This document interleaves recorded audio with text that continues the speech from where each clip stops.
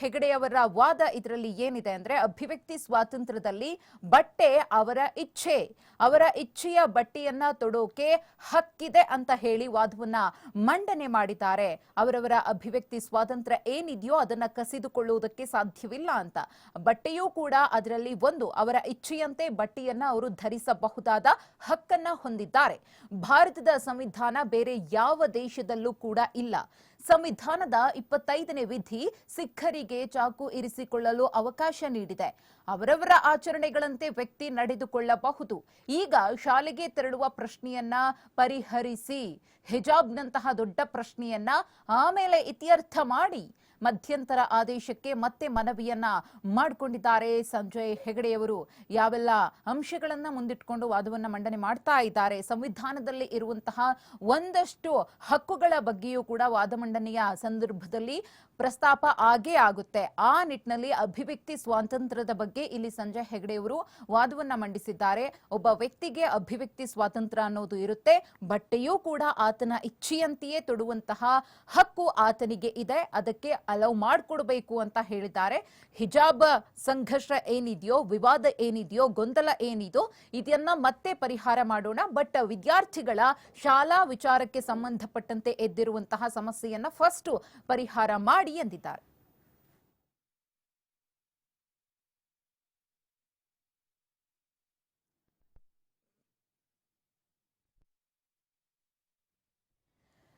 ಬಟ್ಟೆ ಧರಿಸುವುದು ಸಂವಿಧಾನದ 19 ಕ್ಲಾಸ್ 1A ಅಡಿ ಬರುತ್ತೆ. ದಿವ್ಯಾ ಯಾದವ್ ಪ್ರಕರಣದಲ್ಲಿ ಸುಪ್ರೀಂ ತೀರ್ಪನ್ನ ಕೊಟ್ಟಿದೆ. ಬಟ್ಟೆ ಧರಿಸುವುದು ಅಭಿವ್ಯಕ್ತಿ ಸ್ವಾತಂತ್ರ್ಯದ ಹಕ್ಕು. ಧಾರ್ಮಿಕ ಸ್ವಾತಂತ್ರ್ಯಕ್ಕೆ ಅನಿವಾರ್ಯ ಸಂದರ್ಭಗಳಲ್ಲಿ ಮಾತ್ರ ತಡೆಯೊಡ್ಡಬಹುದು. ಹಿಜಾಬ್ ಇಸ್ಲಾಂನ ಅವಿಭಾಜ್ಯ ಅಂಗವಾಗಿದೆ. ಇದು ವಾದ ಮಂಡನೆ ಮಾಡಿರುವುದು ಸಂಜಯ್ ಹೆಗಡೆಯವರು.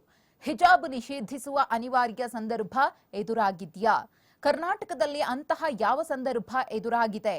ಟರ್ಬನ್ ಕೂಡ ಧಾರ್ಮಿಕ ಸ್ವಾತಂತ್ರ್ಯದ ಭಾಗವಾಗಿದೆ. ಉದ್ದ ಕೂದಲು ಬಿಡುವುದು ಕೂಡ ಧಾರ್ಮಿಕ ಸ್ವಾತಂತ್ರ್ಯ. ವೈಯಕ್ತಿಕ ನಂಬಿಕೆಗಳು ಖಾಸಗಿತನದ ಹಕ್ಕಿನಡಿ ಬರುತ್ತವೆ. ಧಾರ್ಮಿಕ ಸ್ವಾತಂತ್ರ್ಯವನ್ನ ಸುಪ್ರೀಂ ಕೋರ್ಟ್ ಗುರುತಿಸಿದೆ. ಈ ಹಿಂದಿನ ಒಂದಷ್ಟು ಪ್ರಕರಣಗಳನ್ನ ಕೂಡ ಪ್ರಸ್ತಾಪ ಮಾಡಿಕೊಂಡು ಅವರು ವಾದವನ್ನ ಮಂಡನೆ ಮಾಡ್ತಾ ಇದ್ದಾರೆ.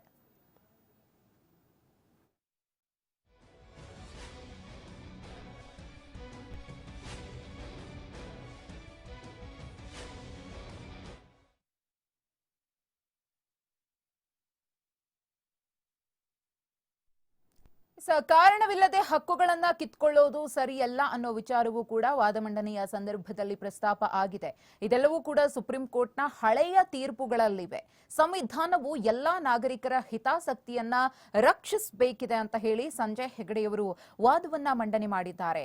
ಅಂತಹ ಪರಿಸ್ಥಿತಿ ಏನಾದರೂ ಎದುರಾಗಿದೆಯಾ? ಹಿಜಾಬ್ ವಿಚಾರದಲ್ಲಿ ಹಿಜಾಬ್ ಬ್ಯಾನ್ ಮಾಡಬೇಕು ಅಂತಹ ಸಿಚುವೇಶನ್ ಕರ್ನಾಟಕದಲ್ಲಿ ಕ್ರಿಯೇಟ್ ಆಗಿದೆಯಾ? ವಿನಾಕಾರಣ ಒಬ್ಬರ ಹಕ್ಕುಗಳನ್ನ ಕಸಿದುಕೊಳ್ಳುವುದು ಎಷ್ಟರ ಮಟ್ಟಿಗೆ ಸರಿ ಅಂತ ಹೇಳಿ ವಾದವನ್ನ ಮಂಡನೆ ಮಾಡಿದ್ದಾರೆ. ಸುಪ್ರೀಂ ಕೋರ್ಟ್ನ ಅನೇಕ ಹಿಂದಿನ ಅಂದ್ರೆ ಹಳೆಯ ಪ್ರಕರಣಗಳನ್ನ ತೀರ್ಪುಗಳನ್ನ ಪ್ರಸ್ತಾಪ ಮಾಡಿ ವಿತ್ ಎಕ್ಸಾಂಪಲ್ ಅಂತ ಹೇಳ್ತೀವಲ್ಲ, ಆ ಎಲ್ಲ ಉದಾಹರಣೆಗಳನ್ನ ಮುಂದಿಟ್ಟುಕೊಂಡು ಸಂಜಯ್ ಹೆಗಡೆಯವರು ವಾದವನ್ನ ಮಂಡನೆ ಮಾಡಿದ್ದಾರೆ. ಸಂವಿಧಾನವು ಎಲ್ಲಾ ನಾಗರಿಕರ ಹಕ್ಕುಗಳನ್ನ ರಕ್ಷಿಸಬೇಕಿದೆ, ಹಿತಾಸಕ್ತಿಗಳನ್ನ ರಕ್ಷಿಸಬೇಕಿದೆ. ಸಂವಿಧಾನದಲ್ಲಿ ಏನ ಮೆನ್ಷನ್ ಮಾಡಲಾಗಿದೆಯೋ, ಸಂವಿಧಾನದಲ್ಲಿ ಅಡಕವಾಗಿರುವಂತಹ ವಿಚಾರಗಳಿಗೆ ಪ್ರತಿಯೊಬ್ಬರು ಕೂಡ ರೆಸ್ಪೆಕ್ಟ್ ಅನ್ನ ಕೊಡಲೇಬೇಕಿದೆ ಅನ್ನೋ ವಿಚಾರಗಳನ್ನ ಇಲ್ಲಿ ಸಂಜಯ್ ಹೆಗಡೆಯವರು ತಮ್ಮ ವಾದದಲ್ಲಿ ಸೇರಿಸಿಕೊಂಡಿದ್ದಾರೆ. ಒಬ್ಬರ ಖಾಸಗಿತನದ ಹಕ್ಕುಗಳಿಗೆ ಕಡಿವಾಣ ಹಾಕೋದು ಸರಿಯಲ್ಲ ಅನ್ನೋ ವಿಚಾರವೂ ಕೂಡ ಇಲ್ಲಿ ಪ್ರಸ್ತಾಪ ಆಗಿದೆ.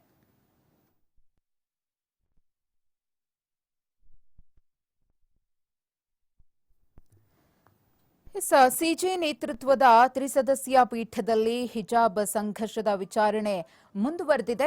ಏನ್ ತೀರ್ಪು ಬರಬಹುದು ಅನ್ನೋ ಕುತೂಹಲ ಪ್ರತಿಯೊಬ್ಬರಲ್ಲೂ ಕೂಡ ಇದೆ. ಧರ್ಮದ ಅವಿಭಾಜ್ಯ ಆಚರಣೆಗಳನ್ನ ಆಚರಿಸಲು ಮಾತ್ರ ಅವಕಾಶಗಳು ಏನಿದೆ, ಸಾಧಕ ಬಾಧಕಗಳು ಏನಿರಬಹುದು, ಇದೆಲ್ಲ ಅಂಶಗಳು ಕೂಡ ಮೆನ್ಷನ್ ಆಗ್ತಾ ಇದೆ. ರಾಷ್ಟ್ರಗೀತೆ ಹಾಡದೆ ಇರೋ ಸ್ವಾತಂತ್ರ್ಯವನ್ನು ನ್ಯಾಯಾಂಗ ಕೊಟ್ಟಿದೆ. ಏನೆಲ್ಲ ಅಡಕವಾಗಿದೆ, ಸಂವಿಧಾನದ ಅಂಶಗಳು ಏನಿದೆ, ನ್ಯಾಯಾಂಗ ವ್ಯವಸ್ಥೆಯಲ್ಲಿ ಏನಿದೆ, ಪ್ರಜಾಪ್ರಭುತ್ವದಲ್ಲಿ ಒಬ್ಬ ಪ್ರಜೆಗೆ ಇರುವಂತಹ ಹಕ್ಕುಗಳು ಯಾವ್ದ್ಯಾವುದು, ಇದೆಲ್ಲದರ ಬಗ್ಗೆಯೂ ಕೂಡ ಇಂಚಿಂಚು ಮಾಹಿತಿಯನ್ನ ಪ್ರಸ್ತಾಪ ಮಾಡ್ತಾ ಇದ್ದಾರೆ ತಮ್ಮ ವಾದ ಮಂಡನೆಯ ಸಂದರ್ಭದಲ್ಲಿ ಸಂಜಯ್ ಹೆಗಡೆಯವರು. ಇನ್ನುಳಿದಂತೆ ವಾದ ಪ್ರತಿವಾದವನ್ನ ಆಲಿಸಿದ ನಂತರ ನ್ಯಾಯಮೂರ್ತಿಗಳು ಏನ್ ತೀರ್ಪನ್ನ ಕೊಡ್ತಾರೆ ಅನ್ನೋದು ಇಲ್ಲಿ ಪ್ರಮುಖವಾದಂತಹ ರೋಲ್ ಅನ್ನ ಪ್ಲೇ ಮಾಡುತ್ತೆ. ಹಿಜಾಬ್ ಸಂಘರ್ಷ ಅನ್ನೋದು ಇಡೀ ರಾಜ್ಯವ್ಯಾಪಿ ಯಾವ ರೀತಿಯಾಗಿ ವ್ಯಾಪಿಸ್ಕೊಂಡಿದೆ ಅನ್ನೋದನ್ನ ನಾವು ನೋಡ್ತಾ ಇದ್ದೀವಿ. ಇದು ತುರ್ತಾಗಿರುವಂತಹ ವಿಚಾರ. ಅತಿ ಶೀಘ್ರದಲ್ಲೇ ಇದಕ್ಕೆ ಪರಿಹಾರವನ್ನ ಕಂಡುಕೊಳ್ಳಲೇಬೇಕಿದೆ. ಇಲ್ಲದೆ ಹೋದ್ರೆ ಇದು ಇನ್ನು ಯಾವ ಮಟ್ಟಕ್ಕೆ ಹೋಗಿ ತಲುಪುತ್ತೆ ಅನ್ನೋದನ್ನ ನಿರೀಕ್ಷೆ ಮಾಡೋಕ್ಕೂ ಕೂಡ ಸಾಧ್ಯ ಇಲ್ಲ. ಸಣ್ಣ ಮಟ್ಟದಲ್ಲಿ ಶುರುವಾದಂತಹ ಈ ಸಮಸ್ಯೆ ಇವತ್ತು ಬೆಟ್ಟದ ರೀತಿಯಲ್ಲಿ ವ್ಯಾಪಿಸ್ಕೊಂಡಿದೆ. ಸೊ ಚಿಕ್ಕದಿದ್ದಾಗ್ಲೇ ಅದನ್ನ ಚಿವುಟಿ ಹಾಕಿದ್ರೆ ಇಷ್ಟೆಲ್ಲ ಅನಾಹುತಗಳು, ಇಷ್ಟೆಲ್ಲ ಅವಾಂತರಗಳು ಸೃಷ್ಟಿ ಆಗ್ತಾನೆ ಇರಲಿಲ್ಲ. ಬಟ್ ಬೆಳ್ಕೊಂಡು ಹೋದಂತಹ ಇಶ್ಯೂವನ್ನ ಮತ್ತೆ ಅಥವಾ ಈ ಘಟನೆಯನ್ನ, ಈ ಆತಂಕವನ್ನ, ಈ ಸಂಘರ್ಷವನ್ನ ತಹಬದಿಗೆ ತರೋದಿದೆಯಲ್ಲ, ಇದು ಬಹಳ ಚಾಲೆಂಜಿಂಗ್ ವಿಚಾರ. ಹಾಗಾಗಿನೇ ಸುಪ್ರೀಂ ಕೋರ್ಟ್ನ ತ್ರಿಸದಸ್ಯ ಪೀಠಕ್ಕೆ ಈ ಪ್ರಕರಣವನ್ನ ವರ್ಗಾವಣೆ ಮಾಡಲಾಯಿತು. ತ್ರಿಸದಸ್ಯ ಪೀಠದ ಮುಖ್ಯ ನ್ಯಾಯಮೂರ್ತಿಗಳೆಲ್ಲರೂ ಕೂಡ ಇದೀಗ ಈ ವಿಚಾರಕ್ಕೆ ಸಂಬಂಧಪಟ್ಟಂತೆ ವಾದ ಪ್ರತಿವಾದವನ್ನ ಆಲಿಸ್ತಾ ಇದ್ದಾರೆ. ನಂತರದಲ್ಲಿ ಅವರು ಕೂಡ ಕೂತು ಡಿಸ್ಕಸ್ ಮಾಡಿ ಏನ್ ಆದೇಶವನ್ನ ಕೊಡ್ತಾರೆ ಅನ್ನೋದು ಇಲ್ಲಿ ಬಹಳ ಕುತೂಹಲಕ್ಕೆ ಕಾರಣವಾಗಿದೆ. ಸುಪ್ರೀಂ ಕೋರ್ಟ್ ಕೂಡ ಇದರಲ್ಲಿ ಮಧ್ಯ ಪ್ರವೇಶಿಸಬೇಕು ಅಂತ ಹೇಳಿ ಕಪಿಲ್ ಸಿಬಲ್ ಅವರು ಮನವಿಯನ್ನ ಮಾಡಿಕೊಂಡ್ರು. ಬಟ್ ಸುಪ್ರೀಂ ಕೋರ್ಟ್ ನಿರಾಕರಿಸಿತು. ಹೈಕೋರ್ಟ್ ನಲ್ಲೇ ಅದ್ರ ಬಗ್ಗೆ ವಿಚಾರಣೆ ಆಗ್ಲಿ ಅಂತ ಹೇಳಿ. ಇನ್ನು ಸಂಜಯ್ ಹೆಗಡೆ ಅವರು ವಾದವನ್ನ ಮಂಡಿಸ್ತಾ ಇದ್ದಾರೆ. ಧಾರ್ಮಿಕ ಭಾವನೆಗೆ ಧಕ್ಕೆಯಾದ್ರೆ ಹಾಡಲೇಬೇಕೆಂದಿಲ್ಲ. ಅಂದ್ರೆ ಸಂವಿಧಾನದಲ್ಲಿ ಇರುವಂತಹ ಒಂದಷ್ಟು ವಿಚಾರಗಳನ್ನ ಪ್ರಸ್ತಾಪ ಮಾಡ್ತಾ ಇದ್ದಾರೆ. ಯಾವನ್ನು ರಾಷ್ಟ್ರಗೀತೆ ಹಾಡೋದಕ್ಕೂ ಕೂಡ ಅವರಿಗೆ ಆದಂತಹ ಸ್ವಾತಂತ್ರ್ಯ ಇದೆ. ಹಾಡಿದ್ರೆ ಹಾಡಬಹುದು, ಹಾಡದೇ ಇದ್ರೆ ಇರಬಹುದು. ಧಾರ್ಮಿಕ ಭಾವನೆಗೆ ಧಕ್ಕೆಯಾಗುತ್ತೆ ಅಂದ್ರೆ ಹಾಡಬೇಕು ಅನ್ನೋ ಕಂಪಲ್ಸರಿ ಏನಿಲ್ಲ ಅಥವಾ ಕಡ್ಡಾಯ ಏನಿಲ್ಲ ಅನ್ನೋ ವಿಚಾರವನ್ನ ಅವರು ಪ್ರಸ್ತಾಪ ಮಾಡಿದ್ದಾರೆ. ರಾಷ್ಟ್ರಗೀತೆಗೆ ಅವಮಾನ ಮಾಡುವಂತಿಲ್ಲ ಅಷ್ಟೇ. ರಾಷ್ಟ್ರಗೀತೆಗೆ ಅಪಗೌರವವನ್ನ ತೋರೋದು, ಅಗೌರವವನ್ನ ತೋರೋದು, ಅವಮಾನ ಮಾಡೋದು, ಅಪಮಾನ ಮಾಡೋದು ಇದು ಸರಿಯಲ್ಲ. ಬಟ್ ರಾಷ್ಟ್ರಗೀತೆ ಹಾಡಬೇಕು, ಹಾಡಬಾರ್ದು ಅನ್ನೋದು ಅವರವರಿಗೆ ಬಿಟ್ಟಂತಹ ವಿಚಾರ. ಅದಕ್ಕೂ ಕೂಡ ಅವಕಾಶ ಇದೆ ಸಂವಿಧಾನದಲ್ಲಿ ಅನ್ನೋ ಅಂಶವನ್ನ ಇಲ್ಲಿ ಸಂಜಯ್ ಹೆಗಡೆಯವರು ಹೇಳ್ತಾ ಇದ್ದಾರೆ. ವಾದವನ್ನ ಮಂಡನೆ ಮಾಡ್ತಾ ಇದ್ದಾರೆ ಅರ್ಜಿದಾರರ ಪರ ವಕೀಲರು. ಬಟ್ಟೆ ಧರಿಸೋದಿರಬಹುದು ಅಥವಾ ಸಂವಿಧಾನದಲ್ಲಿ ಇರುವಂತಹ ವಿಚಾರಗಳಲ್ಲಿ ಒಬ್ಬ ವ್ಯಕ್ತಿಗೆ ಸಿಕ್ಕಿರುವಂತಹ ಸ್ವಾತಂತ್ರ್ಯ ಇರಬಹುದು, ಹಕ್ಕುಗಳಿರಬಹುದು, ಅವುಗಳನ್ನ ಇಂತಹ ಸಂದರ್ಭದಲ್ಲಿ ಕಸಿದುಕೊಳ್ಳುವಂತಹ ಪ್ರಯತ್ನ ಆಗಬಾರದು. ಏನೇ ಇರಬಹುದು, ಬಟ್ಟೆ ಇರಬಹುದು, ಉದ್ದ ಕೂದಲಿರಬಹುದು, ಟರ್ಬನ್ ಇರಬಹುದು, ಇದೆಲ್ಲವೂ ಕೂಡ ಧಾರ್ಮಿಕ ಸ್ವಾತಂತ್ರ್ಯದ ಭಾಗ. ಖಾಸಗಿತನದ ಸ್ವಾತಂತ್ರ್ಯವನ್ನ ಸಂವಿಧಾನ ಗುರುತಿಸಿದೆ. ಸಂವಿಧಾನದಲ್ಲಿ ಅದಕ್ಕೆ ಹಕ್ಕಿದೆ, ಅದಕ್ಕೆ ಸ್ವಾತಂತ್ರ್ಯ ಇದೆ. ಬಟ್ ಅದನ್ನ ಕಿತ್ತುಕೊಳ್ಳುವಂತಹ ಕೆಲಸ ಆಗ್ತಾ ಇದೆಯಲ್ಲ, ಇದು ಸರಿಯಾದ ವಿಚಾರ ಅಲ್ಲ, ಇದು ಸರಿಯಾದ ನಡೆಯಲ್ಲ ಅನ್ನೋದು ಸಂಜಯ್ ಹೆಗಡೆ ಅವರ ವಾದ. ಉಡುಪಿಯ ಶಿರೂರು ಮಠದ ಪ್ರಕರಣವನ್ನ ಕೂಡ ಇಲ್ಲಿ ತಮ್ಮ ವಾದ ಮಂಡನೆಯ ಸಂದರ್ಭದಲ್ಲಿ ಸಂಜಯ್ ಹೆಗಡೆಯವರು ಪ್ರಸ್ತಾಪ ಮಾಡಿದ್ದಾರೆ, ಉಲ್ಲೇಖ ಮಾಡಿದ್ದಾರೆ. ಕೇರಳದ ಬೆಜಾಯ್ ಇಮ್ಯೂನ್ವೆಲ್ ಪ್ರಕರಣವನ್ನ ಕೂಡ ಇಲ್ಲಿ ಉಲ್ಲೇಖ ಮಾಡಲಾಗಿದೆ. ಸೊ ಈ ಎಲ್ಲಾ ಪ್ರಕರಣಗಳು ಹಿಂದಿನ ಹಳೆಯ ಪ್ರಕರಣಗಳನ್ನ ಇಟ್ಕೊಂಡು ವಾದವನ್ನ ಮಂಡನೆ ಮಾಡಿದ್ರೆ ಸೊ ಅದಕ್ಕೆ ಒಂದಷ್ಟು ಪುಷ್ಟಿ ಅನ್ನೋದು ಸಿಗುತ್ತೆ, ಒಂದಷ್ಟು ಸ್ಟ್ರಾಂಗ್ ಆಗಿರುತ್ತೆ ಪ್ರಕರಣ. ಈಗ ಯಾರೇ ಅರ್ಜಿದಾರರ ಪರ ವಕೀಲರಿರಬಹುದು, ಅವರು ವಾದವನ್ನ ಮಂಡನೆ ಮಾಡಿದಾಗ ನ್ಯಾಯಮೂರ್ತಿಗಳು ಪ್ರಶ್ನೆ ಮಾಡೇ ಮಾಡ್ತಾರೆ, ಎಕ್ಸಾಂಪಲ್ಸ್ ಅನ್ನ ಕೇಳ್ತಾರೆ, ಈ ಹಿಂದಿನ ಪ್ರಕರಣಗಳನ್ನ ಉಲ್ಲೇಖ ಮಾಡಿ, ಸೊ ಆ ಪ್ರಕರಣಗಳಲ್ಲಿ ತೀರ್ಪು ಹೇಗೆ ಬಂದಿದೆ ಅನ್ನೋದ್ರ ಬಗ್ಗೆ ಕೂಲಂಕುಷವಾಗಿ ವಿವರಿಸಿ ಅಂತ ಹೇಳ್ತಾರೆ. ಹಾಗಾಗಿನೇ ಎಲ್ಲಾ ಹಿಂದಿನ ಪ್ರಕರಣಗಳನ್ನ ಕೂಡ ಇಲ್ಲಿ ಉಲ್ಲೇಖ ಮಾಡಿ ವಾದವನ್ನ ಮಂಡಿಸಲಾಗ್ತಾ ಇದೆ. ಉಡುಪಿಯ ಶಿರೂರು ಮಠದ ಪ್ರಕರಣ ಕೂಡ ಇಲ್ಲಿ ಉಲ್ಲೇಖ ಆಗಿದೆ.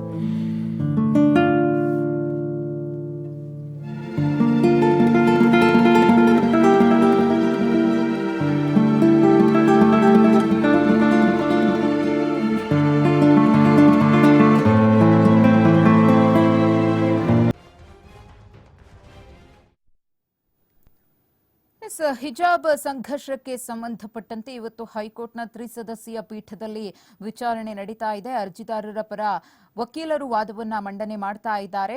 ಮಧ್ಯಂತರ ಆದೇಶವನ್ನ ಕೊಡಬೇಕು ಅಂತ ಹೇಳಿ ಅವರು ಮನವಿಯನ್ನ ಮಾಡ್ಕೋತಾ ಇದ್ದಾರೆ. ಮಧ್ಯಂತರ ಆದೇಶವನ್ನ ಕೊಟ್ಟಿದ್ದೆ ಆದ್ರೆ ಆ ಆದೇಶ ಹೇಗಿರುತ್ತೆ ಅನ್ನೋದೇ ಸದ್ಯದ ಕುತೂಹಲ. ಒಂದು ವೇಳೆ ಮಧ್ಯಂತರ ಆದೇಶ ಕೊಡದೆ ಈ ಪ್ರಕರಣದ ವಿಚಾರಣೆಯನ್ನ ಮತ್ತೂ ಮುಂದೂಡಿದ್ರೆ ಇನ್ನೊಂದಷ್ಟು ತೀವ್ರ ಸ್ವರೂಪವನ್ನ ಈ ಇಶ್ಯೂ ಪಡ್ಕೊಳ್ಳುವ ಸಾಧ್ಯತೆ ಇದೆ. ಈಗಾಗಲೇ ಹಿಜಾಬ್ ಮತ್ತು ಕೇಸರಿ ಸಂಘರ್ಷದಿಂದಾಗಿ 3 ದಿನಗಳ ಕಾಲ ಶಾಲಾ ಕಾಲೇಜುಗಳಿಗೆ ರಜೆಯನ್ನ ಅನೌನ್ಸ್ ಮಾಡಲಾಗಿದೆ. ವಿದ್ಯಾರ್ಥಿಗಳ ಶಿಕ್ಷಣ ವ್ಯವಸ್ಥೆಯ ಮೇಲೆ ಇದು ಬಹಳ ಎಫೆಕ್ಟ್ ಅನ್ನ ಮಾಡುತ್ತೆ. ಅದೇ ವಿಚಾರವನ್ನ ಅರ್ಜಿದಾರರ ಪರ ವಕೀಲರು ಕೂಡ ಇಲ್ಲಿ ಮೆನ್ಷನ್ ಮಾಡಿದ್ದಾರೆ. ಹಿಜಾಬ್ ಸಂಘರ್ಷ ಏನಿದೆಯೋ, ವಿವಾದ ಏನಿದೆಯೋ, ಗೊಂದಲ ಏನಿದೆಯೋ ಅದನ್ನ ಬೇಕಿದ್ರೆ ಪರಿಹರಿಸಿಕೊಳ್ಳೋಣ. ಬಟ್ ಶಾಲೆಗಳ ವಿಚಾರಕ್ಕೆ ಸಂಬಂಧಪಟ್ಟಂತೆ ಸರ್ಕಾರ ಘೋಷಿಸಿರುವ ರಜೆ ಇದೆಯಲ್ಲ, ಮಕ್ಕಳ ವಿದ್ಯಾಭ್ಯಾಸದ ಕುರಿತು ಆದಷ್ಟು ಬೇಗ ಪರಿಹಾರವನ್ನ ಕಂಡುಕೊಳ್ಬೇಕಾದಂತಹ ಅನಿವಾರ್ಯತೆ ಇದೆ ಅಂತ ಹೇಳಿ ಇಲ್ಲಿ ವಕೀಲರು ವಾದವನ್ನ ಮಂಡನೆ ಮಾಡ್ತಿದ್ದಾರೆ. ಮಧ್ಯಂತರ ಆದೇಶದ ನಿರೀಕ್ಷೆಯಲ್ಲಿ ಅರ್ಜಿದಾರರ ಪರ ವಕೀಲರಿದ್ರೆ ಅದಕ್ಕೆ ಆಕ್ಷೇಪವನ್ನ ವ್ಯಕ್ತಪಡಿಸಿದ್ದಾರೆ. ಅಡ್ವೊಕೇಟ್ ಜನರಲ್ ಪ್ರಭುಲಿಂಗ ನಾವದಗಿ ಅವರಿಗೆ ಮಧ್ಯಂತರ ಆದೇಶ ಕೊಡಬಾರದು ಅನ್ನೋ ನಿಲುವಿದೆ. ಅವರು ಕೂಡ ವಾದವನ್ನು ಮಂಡಿಸ್ತಾರೆ. ಅವರ ಸರ್ಕಾರದ ಪರ ನಿಲುವು ಏನಿದೆಯೋ ಅದನ್ನು ಕೂಡ ಮೆನ್ಷನ್ ಮಾಡಲಿದ್ದಾರೆ. ಬಟ್ ಏನೇ ಆದ್ರೂ ಕೂಡ ಇವತ್ತಿಗೆ ಇದು ಇತ್ಯರ್ಥ ಆದ್ರೆ ಒಳ್ಳೆಯದು. ಯಾಕಂದ್ರೆ ಹೈಕೋರ್ಟ್ ನಿಂದ ತೀರ್ಪು ಬಂದಿದೆ, ಆದೇಶ ಬಂದಿದೆ ಅಂದ್ರೆ ಅದನ್ನ ಎಲ್ಲರೂ ಕೂಡ ತಲೆಬಾಗಿ ಪಾಲಿಸಲೇಬೇಕಾಗುತ್ತೆ. ಯಾರು ಕೂಡ ಸೊಲ್ಲೆತ್ತುವಂತಿಲ್ಲ. ಕಾನೂನಿನ ಮುಂದೆ ಎಲ್ಲರೂ ಕೂಡ ಒಂದೇ. ಮುಖ್ಯ ನ್ಯಾಯಮೂರ್ತಿಗಳು ಏನ್ ಡಿಸಿಷನ್ ಅನ್ನು ತಗೊಂಡು ಅನೌನ್ಸ್ ಮಾಡ್ತಾರೋ ಅದನ್ನ ಪ್ರತಿಯೊಬ್ರು ಪಾಲನೆ ಮಾಡಬೇಕಾಗುತ್ತೆ. ಈ ಒಂದು ಸಂಘರ್ಷ ಏನಿದೆಯಲ್ಲ ಇದು ತಕ್ಕ ಮಟ್ಟಿಗೆ ತಣ್ಣಗಾಗಬಹುದು ಅನ್ನೋ ನಿರೀಕ್ಷೆಯಲ್ಲಿ ರಾಜ್ಯದ ಜನತೆ ಇದ್ದಾರೆ. ಬೇರೆ ಬೇರೆ ರಾಜ್ಯಗಳಲ್ಲೂ ಕೂಡ ನಮ್ಮ ರಾಜ್ಯದ ಈ ಹಿಜಾಬ್ ಸಂಘರ್ಷದ ವಿಚಾರ ಚರ್ಚೆ ಆಗ್ತಾ ಇರೋದ್ರಿಂದ ಶಾಂತಿಯುತವಾಗಿ ಎಲ್ಲರೂ ಕೂಡ ರಿಸೀವ್ ಮಾಡುವಂತಹ ಆದೇಶ ಬಂದ್ರೆ ಒಳಿತು ಅಂತ ಹೇಳಿ ಎಲ್ಲರೂ ಕೂಡ ನಿರೀಕ್ಷೆಯಿಂದ ಕಾಯ್ತಾ ಇದ್ದಾರೆ. ಹಿಜಾಬ್ ಸಂಘರ್ಷ ಉಡುಪಿ ಪದವಿ ಪೂರ್ವ ಕಾಲೇಜಿನಲ್ಲಿ, ಭಂಡಾರ್ಕರ್ ಕಾಲೇಜಿನಲ್ಲಿ ಸಣ್ಣ ಮಟ್ಟಿಗೆ ಶುರುವಾದಂತಹ ಘಟನೆ. ಯಾರೂ ಕೂಡ ಇಷ್ಟೊಂದು ತೀವ್ರ ಸ್ವರೂಪವನ್ನ ಅದು ಪಡ್ಕೊಳ್ಳುತ್ತೆ ಅಂತ ನಿರೀಕ್ಷೆಯನ್ನ ಮಾಡಿರಲಿಲ್ಲ. 6 ಮಂದಿ ವಿದ್ಯಾರ್ಥಿಗಳು ಕೋರ್ಟ್ ಮೆಟ್ಟಿಲೇರ್ತಾರೆ. ಸರ್ಕಾರ ಏನು ಸಮವಸ್ತ್ರ ಸಂಹಿತೆಯನ್ನ ಕಡ್ಡಾಯ ಮಾಡಿ ಆದೇಶವನ್ನ ಹೊರಡಿಸುತ್ತೋ ಅದನ್ನ ಪ್ರಶ್ನೆ ಮಾಡಿ ಅವರು ಕೋರ್ಟ್ಗೆ ಅರ್ಜಿಯನ್ನ ಸಲ್ಲಿಸ್ತಾರೆ. ನಮ್ಮ ಹಕ್ಕು ಏನಿದೆಯೋ, ನಮ್ಮ ಸ್ವಾತಂತ್ರ್ಯ ಏನಿದೆಯೋ ಅದನ್ನ ಕಸಿದುಕೊಳ್ಳುವಂತಹ ಪ್ರಯತ್ನ ಆಗ್ತಾ ಇದೆ. ನಮ್ಗೆ ನ್ಯಾಯ ಕೊಡಬೇಕು ಅಂತ ಹೇಳಿ ಅವರು ಹೋರಾಟಕ್ಕಿಳಿತಾರೆ. ಬಟ್ ನಂತರದ ದಿನಗಳಲ್ಲಿ ಈ ಸಣ್ಣ ಕಿಡಿ ಅನ್ನೋದು ದೊಡ್ಡ ಮಟ್ಟದಲ್ಲಿ ಯಾವ ರೀತಿಯಾಗಿ ವ್ಯಾಪಿಸಿಕೊಳ್ಳುತ್ತೆ ಅಂದ್ರೆ ವಿದ್ಯಾರ್ಥಿಗಳ ನಡುವೆ ಘರ್ಷಣೆ ಏರ್ಪಡುತ್ತೆ, ಕಲ್ಲು ತೂರಾಟ ಆಗುತ್ತೆ, ಪೊಲೀಸ್ ಲಾಠಿ ಚಾರ್ಜ್ ಆಗುತ್ತೆ, ಅಶ್ರುವಾಯು ಪ್ರಯೋಗ ಆಗುತ್ತೆ. ರಾಷ್ಟ್ರ ಧ್ವಜ ಸ್ತಂಭದ ಮೇಲೆ ಕೇಸರಿ ಬಾವುಟವನ್ನ ಹಾರಿಸುವುದಕ್ಕೆ ವಿದ್ಯಾರ್ಥಿಗಳು ಮುಂದಾಗ್ತಾರೆ. ಬರೋಬ್ಬರಿ 15 ಪ್ರಕರಣಗಳು ರಿಜಿಸ್ಟರ್ ಆಗುತ್ತೆ, 17 ಮಂದಿಯ ಬಂಧನ ಆಗುತ್ತೆ. ರಾಜ್ಯದ ಎಲ್ಲಾ ಕಾಲೇಜುಗಳಿಗೂ ಕೂಡ ಈ ಹಿಜಾಬ್ ಮತ್ತು ಕೇಸರಿ ಸಂಘರ್ಷ ವ್ಯಾಪಿಸಿಕೊಳ್ಳುತ್ತೆ. ರಾಜ್ಯ ಸರ್ಕಾರದಿಂದ ಕಂಟ್ರೋಲ್ ಮಾಡೋಕೆ ಆಗದಂತಹ ಸಿಚುವೇಶನ್ಗೆ ಈ ಒಂದು ಇಶ್ಯೂ ತಲುಪಿಬಿಡುತ್ತೆ. ಇನ್ನು ನಾವು ಸುಮ್ಮನೆ ಇದ್ರೆ ಈ ಘರ್ಷಣೆ, ಈ ಹೋರಾಟ ನಿಲ್ಲೋದಿಲ್ಲ ಅಂತ ಹೇಳಿ ಮನಗಂಡಂತಹ ರಾಜ್ಯ ಸರ್ಕಾರ 3 ದಿನಗಳ ಕಾಲ ರಜೆಯನ್ನ ಅನೌನ್ಸ್ ಮಾಡುತ್ತೆ. ನಿನ್ನೆ ಹೈಕೋರ್ಟ್ ನಲ್ಲಿ ಈ ಒಂದು ಪ್ರಕರಣಕ್ಕೆ ಸಂಬಂಧಪಟ್ಟಂತಹ ಅರ್ಜಿ ವಿಚಾರಣೆಯನ್ನ ಮುಖ್ಯ ನ್ಯಾಯಮೂರ್ತಿಗಳು ಕೈಗೆತ್ಕೊಳ್ತಾರೆ. ನಿನ್ನೆನೆ ಇದಕ್ಕೆ ಒಂದು ತಾರ್ಕಿಕ ಅಂತ್ಯ ಸಿಗಬಹುದು ಅನ್ನೋ ನಿರೀಕ್ಷೆಯಲ್ಲಿ ಇದ್ರು. ಏಕಸದಸ್ಯ ಪೀಠದಲ್ಲಿ ವಿಚಾರಣೆ ಆದಂತಹ ಸಂದರ್ಭದಲ್ಲಿ ಇವನ್ನ ಸರ್ಕಾರದ ಪರ ವಕೀಲರು ಎಜಿ ಅವರು ಕೂಡ ಸಾಕಷ್ಟು ವಾದ ಮಂಡನೆಯನ್ನ ಮಾಡಿದ್ರು. ಅದಕ್ಕೆ ಸುಪ್ರೀಂ ಕೋರ್ಟ್ನ ಮುಖ್ಯ ನ್ಯಾಯಮೂರ್ತಿಗಳು ಮತ್ತೊಂದಷ್ಟು ಕ್ಲಾರಿಫಿಕೇಶನ್ ಅನ್ನ ಕೊಟ್ಟರು. ಅರ್ಜಿದಾರರ ಪರ ವಕೀಲರು ಕೂಡ ಅರ್ಜಿದಾರರಿಗೆ ಇರುವಂತಹ ಹಕ್ಕು ಮತ್ತು ಸ್ವಾತಂತ್ರ್ಯದ ವಿಚಾರಗಳನ್ನ ಮೆನ್ಷನ್ ಮಾಡ್ತಾರೆ. ಅದಾದ್ಮೇಲೆ ಮುಖ್ಯ ನ್ಯಾಯಮೂರ್ತಿಗಳು ಏಕಸದಸ್ಯ ಪೀಠದಲ್ಲಿ ಮಧ್ಯಂತರ ಆದೇಶದ ತೀರ್ಪನ್ನ ನಾವು ಪ್ರಕಟ ಮಾಡುವುದು ಸರಿ ಹೋಗೋದಿಲ್ಲ ಅಂತ ಹೇಳಿ ವಿಸ್ತೃತ ಪೀಠಕ್ಕೆ ಅದನ್ನ ವರ್ಗಾವಣೆ ಮಾಡ್ತಾರೆ.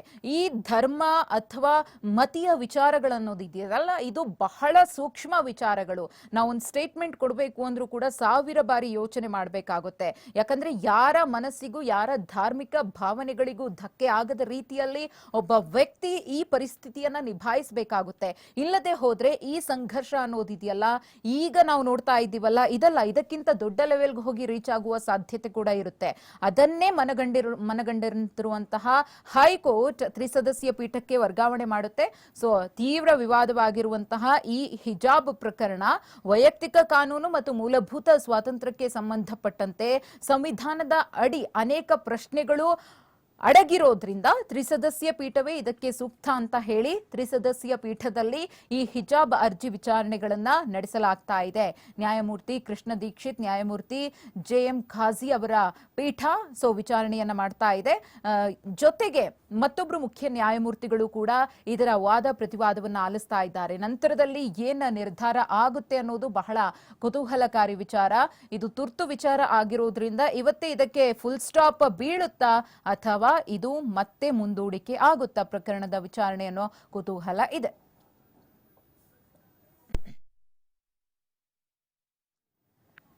ರಾಜಕಾರಣಿಗಳಿಗೆ ಸಂವಿಧಾನಿಕ ಅಧಿಕಾರ ನೀಡಬಾರದು. ರಾಜಕಾರಣಿಗಳು ಏನು ಈ ಪ್ರಕರಣಕ್ಕೆ ಸಂಬಂಧಪಟ್ಟಂತೆ ಸ್ಟೇಟ್ಮೆಂಟ್ ಅನ್ನ ಕೊಡ್ತಾ ಇದ್ದಾರೋ ಅದು ಎಲ್ಲೋ ಒಂದು ಕಡೆ ಉರಿಯೋ ಬೆಂಕಿಗೆ ತುಪ್ಪ ಸುರಿದಂಗ ಆಗ್ತಾ ಇದೆ. ಇದು ಅನೇಕ ಮಂದಿಯ ವಾದ. ಅವ್ರು ಸುಮ್ಮನೆ ಬಾಯಿ ಮುಚ್ಕೊಂಡಿದ್ರೆ ಯಾವುದೇ ರೀತಿಯ ಈ ಸ್ವರೂಪದಂತಹ ಅಂದ್ರೆ ಉಗ್ರ ಸ್ವರೂಪ ಅಂತ ಹೇಳ್ತೀವಲ್ಲ ಅಂತಹ ಒಂದಷ್ಟು ಬಿರುಗಾಳಿಗಳು ಏಳೋ ಸಾಧ್ಯತೆ ಇಲ್ಲ. ಸಾಂವಿಧಾನಿಕ ಅಧಿಕಾರವನ್ನ ರಾಜಕಾರಣಿಗಳಿಗೆ ಕೊಡಬಾರದು. ಅವರು ಅಧಿಕಾರದಲ್ಲಿ ಇದ್ರೂ ಇಲ್ಲದಿದ್ರೂ ನೀಡಬಾರದು. ಅಂತಿಮವಾಗಿ ಸಾರ್ವಜನಿಕರನ್ನ ರಕ್ಷಿಸೋದು ಸಂವಿಧಾನ. ಅವ್ರು ಯಾರು ಕೂಡ ಬರೋದಿಲ್ಲ. ರಾಜಕಾರಣಿಗಳು, ಒಂದಷ್ಟು ಮಂದಿ ರಾಜಕಾರಣಿಗಳು ಈ ಪ್ರಕರಣದಲ್ಲಿ ತಮ್ಮ ಬೇಳೆ ಬೇಯಿಸಿಕೊಳ್ಳುವುದಕ್ಕೆ ಎಷ್ಟು ಮಟ್ಟಿಗೆ ಪ್ರಯತ್ನವನ್ನ ಪಡ್ತಾ ಇದ್ದಾರೆ ಅನ್ನೋದನ್ನ ನಾವು ನೋಡ್ತಾ ಇದ್ದೀವಿ. ರಾಜಕಾರಣಿಗಳೇನು ಎಲ್ಲರೂ ಕೂಡ ಒಳ್ಳೇದಾಗ್ಲಿ ಅಂತ ಹೇಳಿ ಸ್ಟೇಟ್ಮೆಂಟ್ ಅನ್ನ ಕೊಡ್ತಾ ಇದ್ದಾರೆ ಅಂತ ಯಾರೂ ಕೂಡ ಅಂದ್ಕೊಂಡಿಲ್ಲ. ಅದು ಸತ್ಯ. ಅದು ಎಲ್ಲರೂ ಒಪ್ಕೊಳ್ಬೇಕಾದಂತಹ ಕಹಿ ಸತ್ಯ. ಅವರವರ ಒಂದು ವಿಚಾರಗಳಲ್ಲಿ ಅವರಿಗೆ ಹೆಂಗೆ ಅನುಕೂಲ ಆಗುತ್ತೋ ಆ ರೀತಿಯಾಗಿ ಸ್ಟೇಟ್ಮೆಂಟ್ಸ್ ಅನ್ನ ಕೊಡ್ತಾ ಇದ್ದಾರೆ. ಬಟ್ ಇಲ್ಲಿ ಕೊನೆಗೆ ಏನಾಗ್ತಾ ಇದೆ ಎಫೆಕ್ಟ್ ಅಂದ್ರೆ ಮಕ್ಕಳ ವಿದ್ಯಾಭ್ಯಾಸದ ಮೇಲೆ ಎಫೆಕ್ಟ್ ಆಗ್ತಾ ಇದೆ. ಮಕ್ಕಳಿಗೆ ತೊಂದರೆ ಆಗ್ತಾ ಇದೆ. ಯಾರ್ಯಾರೋ ಏನೇನೋ ಸ್ಟೇಟ್ಮೆಂಟ್ ಕೊಡ್ತಾರೆ, ಎಲ್ಲೋ ಯಾರೋ ಕೂತ್ಕೊಂಡು ಮೈಂಡ್ ವಾಶ್ ಮಾಡ್ತಾರೆ, ಎಲ್ಲೋ ಇನ್ಯಾರೋ ತಮ್ಮ ಒಂದು ಅನುಕೂಲಕ್ಕೆ ತಕ್ಕಂತೆ ಮಕ್ಕಳನ್ನ ಬೊಂಬೆ ರೀತಿ ಆಡಿಸ್ತಾ ಇದ್ದಾರೆ. ಇದೆಲ್ಲವೂ ಕೂಡ ಅವರ ಆರೋಪ, ಇವರ ಆರೋಪ ಪ್ರತ್ಯಾರೋಪಗಳು ರಾಜಕಾರಣದಲ್ಲಿ ಸರ್ವೇ ಸಾಮಾನ್ಯವಾಗಿ ಇದ್ದೇ ಇರುತ್ತೆ. ಒಬ್ಬರ ಮೇಲೆ ಒಬ್ರು ಕೆಸರೆರಚಾಟವನ್ನ ಮಾಡ್ತಾನೆ ಇರ್ತಾರೆ. ಆ ನಿಟ್ಟಿನಲ್ಲಿ ರಾಜಕಾರಣಿಗಳಿಗೆ ಸಾಂವಿಧಾನಿಕ ಅಧಿಕಾರವನ್ನ ಕೊಡಬಾರದು ಅನ್ನೋ ವಿಚಾರವನ್ನ ಇಲ್ಲಿ ಪ್ರಸ್ತಾಪ ಮಾಡಲಾಗಿದೆ. ರಾಜಕಾರಣಿಗಳು ಅವರು ಅಧಿಕಾರದಲ್ಲಿ ಇದ್ರೂನು ಇಲ್ಲದಿದ್ರೂನು ಕೂಡ ಅವರಿಗೆ ಯಾವುದೇ ರೀತಿಯ ಪವರ್ ನೀಡಬಾರದು. ಅಂತಿಮವಾಗಿ ಸಾರ್ವಜನಿಕರನ್ನ ರಕ್ಷಣೆ ಮಾಡುವುದು ಸಂವಿಧಾನ. ಸಂವಿಧಾನದಲ್ಲಿ ಏನಿದೆಯೋ ಆ ಹಕ್ಕು ಸ್ವಾತಂತ್ರ್ಯಗಳು ಪ್ರತಿಯೊಬ್ಬ ಪ್ರಜೆಗೂ ಕೂಡ ದಕ್ಕಬೇಕು ಅನ್ನೋ ವಿಚಾರವನ್ನ ಇಲ್ಲಿ ಮಂಡಿಸಲಾಗ್ತಾ ಇದೆ. ಹಿಜಾಬ್ ಧರಿಸಿದ ಹೆಣ್ಣು ಮಕ್ಕಳಿಗೆ ಪರೀಕ್ಷೆಗೆ ಅವಕಾಶವನ್ನ ನೀಡಲಾಗಿತ್ತು. ಅಂದ್ರೆ ಹಳೆಯ ಪ್ರಕರಣಗಳನ್ನ ಇಲ್ಲಿ ಉಲ್ಲೇಖ ಮಾಡ್ತಾ ಇದ್ದಾರೆ ಸಂಜಯ್ ಹೆಗಡೆಯವರು. ಹಿಜಾಬ್ ಧರಿಸಿದ ಹೆಣ್ಣು ಮಕ್ಕಳಿಗೆ ಪರೀಕ್ಷೆಗೂ ಕೂಡ ಕೂರೋದಕ್ಕೆ ಅವಕಾಶ ನೀಡಲಾಗಿತ್ತು. ಕೇರಳ ಹೈಕೋರ್ಟ್ ಪರೀಕ್ಷೆಗೆ ಅವಕಾಶವನ್ನ ನೀಡಿತ್ತು. ಅಂದ್ರೆ ಹಿಜಾಬ್ ಪರವಾಗಿ ಈ ಹಿಂದೆ ಎದ್ದಂತಹ ಒಂದಷ್ಟು ಗೊಂದಲಗಳು, ವಿವಾದಗಳು, ಪ್ರಕರಣಗಳಿಗೆ ಸಂಬಂಧಪಟ್ಟಂತಹ ಎಕ್ಸಾಂಪಲ್ಸ್ ಅನ್ನ ಇಲ್ಲಿ ಕೊಡಲಾಗ್ತಾ ಇದೆ. ಆದ್ರೆ ಹಿಜಾಬ್ ಧರಿಸಿದ್ದಕ್ಕೆ ಪ್ರವೇಶ ನಿರಾಕರಿಸುವಂತಿಲ್ಲ. ಹಿಜಾಬ್ ಅನ್ನ ಹೆಣ್ಮಕ್ಳು ಹಾಕೊಂಡು ಬಂದಿದ್ದಾರೆ ಅಂದ ತಕ್ಷಣ ಮಾತ್ರಕ್ಕೆ ಅವರಿಗೆ ಎಂಟ್ರಿನೇ ಇಲ್ಲ ಅನ್ನೋದು ಎಷ್ಟರ ಮಟ್ಟಿಗೆ ಸರಿ ಅನ್ನೋ ವಿಚಾರವನ್ನ ಕೂಡ ಇಲ್ಲಿ ಪ್ರಸ್ತಾಪ ಮಾಡ್ತಾ ಇದ್ದಾರೆ. ಈ ತುರ್ತು ವಿಚಾರಕ್ಕೆ ಹೈಕೋರ್ಟ್ನ ತ್ರಿಸದಸ್ಯ ಪೀಠ ಯಾವ ರೀತಿಯಾಗಿ ಮುಕ್ತಿಯನ್ನ ಹಾಡುತ್ತೆ ಅನ್ನೋದೇ ಸದ್ಯದ ಕುತೂಹಲಕಾರಿ ವಿಚಾರ. 3 ಮುಖ್ಯ ನ್ಯಾಯಮೂರ್ತಿಗಳ ನೇತೃತ್ವದಲ್ಲಿ ಇದಕ್ಕೆ ಸಂಬಂಧಪಟ್ಟಂತೆ ವಿಚಾರಣೆ ನಡೀತಾ ಇದೆ. ವಾದ ಪ್ರತಿವಾದ ಆಗ್ತಾ ಇದೆ. ಬಹಳ ಕುತೂಹಲವನ್ನ ಕೆರಳಿಸಿರುವಂತಹ ಈ ಒಂದು ಪ್ರಕರಣಕ್ಕೆ ಸಂಬಂಧಪಟ್ಟಂತೆ ಹೈಕೋರ್ಟ್ ಮುಖ್ಯ ನ್ಯಾಯಮೂರ್ತಿಗಳಾಗಿರುವ ರಿತುರಾಜ್ ಅವಸ್ಥಿ, ನ್ಯಾಯಮೂರ್ತಿಗಳಾಗಿರುವ ಕೃಷ್ಣ ಎಸ್ ದೀಕ್ಷಿತ್ ಮತ್ತು ನ್ಯಾಯಮೂರ್ತಿ JM ಖಾಜಿ ಅವರಿರುವಂತಹ ವಿಸ್ತೃತ ಪೀಠದಲ್ಲಿ ವಿಚಾರಣೆ ನಡೀತಾ ಇದೆ. ಅರ್ಜಿದಾರರ ಪರ ವಕೀಲರು ಕೂಡ ವಾದ ಮಂಡನೆಯನ್ನ ಮಾಡ್ತಾ ಇದ್ದಾರೆ. ಮೂಲಭೂತ ಹಕ್ಕುಗಳೊಂದಿಗೆ ಬ್ಯಾಲೆನ್ಸ್ ಮಾಡಬೇಕಿತ್ತು. 2 ಮೂಲಭೂತ ಹಕ್ಕುಗಳೊಂದಿಗೆ ಬ್ಯಾಲೆನ್ಸ್ ಮಾಡಬೇಕಿತ್ತು. ಏನ್ ಆಗಬಹುದಿತ್ತು ಅನ್ನೋ ವಿಚಾರಗಳನ್ನ ಕೂಡ ಅಲ್ಲಿ ಮೆನ್ಷನ್ ಮಾಡ್ತಾ ಇದ್ದಾರೆ. ಖಾಸಗಿ ಶಾಲೆ, ವೈಯಕ್ತಿಕ ಹಕ್ಕು ಎರಡನ್ನೂ ಕೂಡ ಸಮತೋಲಿತವಾಗಿ ತೆಗೆದುಕೊಂಡು ಹೋಗಬಹುದಿತ್ತು ಅನ್ನೋದ್ರ ಬಗ್ಗೆಯೂ ಕೂಡ ಅವರು ಪ್ರಸ್ತಾಪ ಮಾಡ್ತಾ ಇದ್ದಾರೆ. ಆದ್ರೆ ಕರ್ನಾಟಕದಲ್ಲಿ ಆದೇಶ ನೀಡಿರೋದು ಸರ್ಕಾರ. ಏನ್ ಸರ್ಕಾರ ಆದೇಶವನ್ನ ಕೊಟ್ಟಿದೆಯಲ್ಲ, ಸಮವಸ್ತ್ರ ವಿಚಾರಕ್ಕೆ ಸಂಬಂಧಪಟ್ಟಂತೆ ಎಲ್ಲರೂ ಕೂಡ ಸಮವಸ್ತ್ರವನ್ನ ಧರಿಸಿಕೊಂಡು ಬರಬೇಕು ಅಂತ ಹೇಳಿ, ಕೇಸರಿ ಶಾಲ್ಗೂ ಅವಕಾಶ ಇಲ್ಲ, ಹಿಜಾಬ್ಗೂ ಕೂಡ ಅವಕಾಶ ಇಲ್ಲ ಅಂತ ಸರ್ಕಾರ ಹೇಳಿದೆಯಲ್ಲ, ಈ ವಿಚಾರವನ್ನ ಅವರು ಪ್ರಸ್ತಾಪ ಮಾಡಿರುವುದು. ಕಾನೂನುಬದ್ಧವಾಗಿ ವಕೀಲರಿಗೆ ಒಂದಷ್ಟು ಐಡಿಯಾಸ್ ಇರುತ್ತೆ. ಸೊ ಯಾವ ವಿಚಾರಗಳನ್ನ ಇಲ್ಲಿ ಪ್ರಸ್ತುತಪಡಿಸಿದ್ರೆ ನಮ್ಮ ಪಾಯಿಂಟ್ ಸ್ಟ್ರಾಂಗ್ ಆಗುತ್ತೆ, ನಮ್ಮ ವಾದ ಸ್ಟ್ರಾಂಗ್ ಆಗುತ್ತೆ ಅನ್ನೋದ್ರ ಬಗ್ಗೆ ಟೆಕ್ನಿಕಲಿ ಅವರಿಗೆ ಗೊತ್ತಿರುತ್ತೆ. ಸೊ ಅಂತಹ ವಿಚಾರಗಳಲ್ಲಿ ಪ್ರಿಪೇರ್ ಆಗಿ ಇಲ್ಲಿ ಸಂಜಯ್ ಹೆಗಡೆಯವರು ವಾದವನ್ನ ಮಂಡನೆ ಮಾಡ್ತಾ ಇದ್ದಾರೆ. ಹಳೆಯ ಪ್ರಕರಣಗಳ ಕುರಿತು ಇಲ್ಲಿ ಮೆನ್ಷನ್ ಮಾಡೋದ್ರ ಜೊತೆಗೆ ಸರ್ಕಾರ ಏನ್ ಮಾಡಬಹುದಿತ್ತು, ಏನ್ ಮಾಡಬಾರದಿತ್ತು ಅನ್ನೋದ್ರ ಬಗ್ಗೆಯೂ ಕೂಡ ಅವರು ಪ್ರಸ್ತಾಪ ಮಾಡಿಕೊಂಡು ಹೋಗ್ತಾ ಇದ್ದಾರೆ. ಸೊ ಘಟನೆ ಶುರುವಾದಂತಹ ಡೇ 1 ಏನಿದೆಯೋ ಅವತ್ತಿನಿಂದ ಇವತ್ತಿನವರೆಗೂ ಆದಂತಹ ಸಂಪೂರ್ಣ ವಿವರಗಳನ್ನ ಮುಖ್ಯ ನ್ಯಾಯಮೂರ್ತಿಗಳಿಗೆ ಕೊಡ್ಲೇಬೇಕಾಗುತ್ತೆ. ಸಿಜೆ ನೇತೃತ್ವದ ತ್ರಿಸದಸ್ಯ ಪೀಠದ ಮುಂದೆ ಇಡ್ಲೇಬೇಕಾಗುತ್ತೆ. ಇನ್ನು ಮಧ್ಯಂತರ ಆದೇಶವನ್ನ ಕೊಡಬೇಕು ಅಂತ ಹೇಳಿ ಮನವಿಯನ್ನ ಮಾಡ್ಕೊಂಡಿದ್ದಾರೆ. ಬಟ್ ಎಜಿ ಪ್ರಭುಲಿಂಗ ನಾವದಿಗಿ ಅವರು ಅದನ್ನ ಆಕ್ಷೇಪಿಸಿದ್ದಾರೆ. ಆಕ್ಷೇಪ ಅವರಿಂದ ವ್ಯಕ್ತವಾಗಿದೆ. ಇನ್ನು ಮತ್ತೊಂದು ತುಂಬಾ ಇಂಪಾರ್ಟೆಂಟ್ ವಿಚಾರ, ಧರ್ಮದ ಹೆಸರಿನಲ್ಲಿ ಶಿಕ್ಷಣವನ್ನ ಕಸಿಯೋದು ಎಷ್ಟರ ಮಟ್ಟಿಗೆ ಸರಿ? ಶಿಕ್ಷಣ ಎಲ್ಲರಿಗೂ ದೊರಕಬೇಕು. ಸರ್ವ ಶಿಕ್ಷಣ ಅಭಿಯಾನ ಅಂದ್ರೆ ಎಲ್ಲರಿಗೂ ಕೂಡ ಶಿಕ್ಷಣ ಸಿಗಬೇಕು, ಶಿಕ್ಷಣಕ್ಕೆ ಎಲ್ಲರೂ ಕೂಡ ಅರ್ಹರಿದ್ದಾರೆ. ಅದು ಇದು ಅಡ್ಡಿ ಆತಂಕಗಳನ್ನ ತಂದು ಇಂತಹ ವಿಚಾರಗಳನ್ನ ತಂದು ಮಕ್ಕಳಿಂದ ವಿದ್ಯಾಭ್ಯಾಸವನ್ನ ಶಿಕ್ಷಣವನ್ನ ಕಸಿದುಕೊಳ್ಳುವುದು ಎಷ್ಟರ ಮಟ್ಟಿಗೆ ಸರಿ ಅನ್ನೋ ವಿಚಾರವನ್ನ ಕೂಡ ಸಂಜಯ್ ಹೆಗಡೆಯವರು ತಮ್ಮ ವಾದದಲ್ಲಿ ಮಂಡಿಸ್ತಾ ಇದ್ದಾರೆ. ಸದ್ಯಕ್ಕೆ ಸಂಜಯ್ ಹೆಗಡೆಯವರ ವಾದ ಮುಕ್ತಾಯ